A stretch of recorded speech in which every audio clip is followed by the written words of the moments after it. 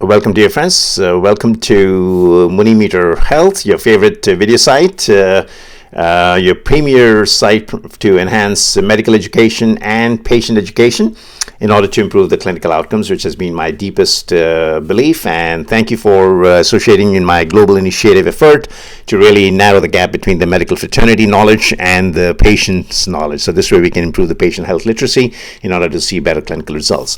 So without any further ado, I'd like to welcome you to our new video series, which will be short videos mainly for patients and public, so that they can, when they return back from a doctor's office or doctor's clinics, they have a little better handle as to what's going on with their lives and with their numbers, etc. So today we're going to be basically talking about what numbers should you know. By the way, Happy New Year and welcome to 2018, and hope you guys have great plans to improve your health and stay healthy and of course enhance your clinical outcomes. So without any further ado, what numbers should you know before you go to your doctor's office or when you come back from a doctor's clinic? So first of all, you should know what your blood pressure should be. Blood pressure should be ideally 120/80 millimeters. Remember, it's in millimeters of mercury.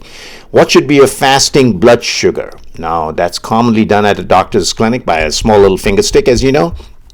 Fasting blood sugar should be about less than 100. If it's more than 100 on several occasions, then you are considered as diabetic. So this is DM, diabetes mellitus. If it's more than 100, then obviously you're considered as diabetic.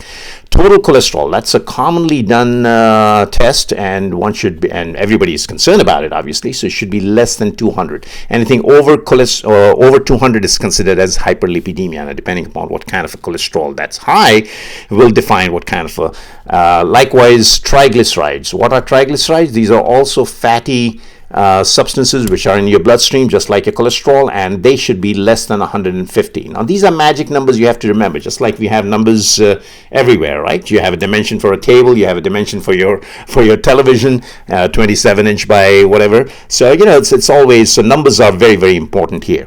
Okay. What else can I tell you? Body mass index. Now, this is a very, very important thing because it takes the height into account and it takes the weight into account, and your numbers should be about 25 plus minus 1, depending upon the ethnicity in which area of the world you are looking your BMIs, body mass index. So body mass index is now emerging as a very, very important, clinical entity, because people are starting to look at height and weight, and they really want to know if their BMI is about 25, especially if you're going to the gyms, etc. They always measure your body mass index, and that defines whether, if it is more than 27, 28, 29, then you're considered overweight, and if it's beyond 32, 33, then you're considered as obese. So remember that overweight, you don't want to be, and obviously obese, of course, when it's more than 33 or so. So your ideal number should be 25. So once again, blood pressure, as I said, 120/80. Fasting sugars should be less than 100. Total cholesterol should be less than 200. By the way, I can also tell you about the HDL, which is the healthy cholesterol. It should be more than 65. H for healthy, remember that. LDL, which is L for lousy, which is bad cholesterol, it should be less than 100. And if it's these two numbers have been told to you, try to remember these. And if the doctor tells you that, look, numbers, your HDL have to be increased, then of course the doctor will advise you as to how it's going to be increasing it. Likewise, it's true with the triglycerides, and so also with your body mass index. Sorry, excuse me, my phone just rang, but the very fact is that these are the numbers that you have to remember at all times: the blood pressure, the fasting sugar, the total cholesterol, the triglycerides, and the body mass index.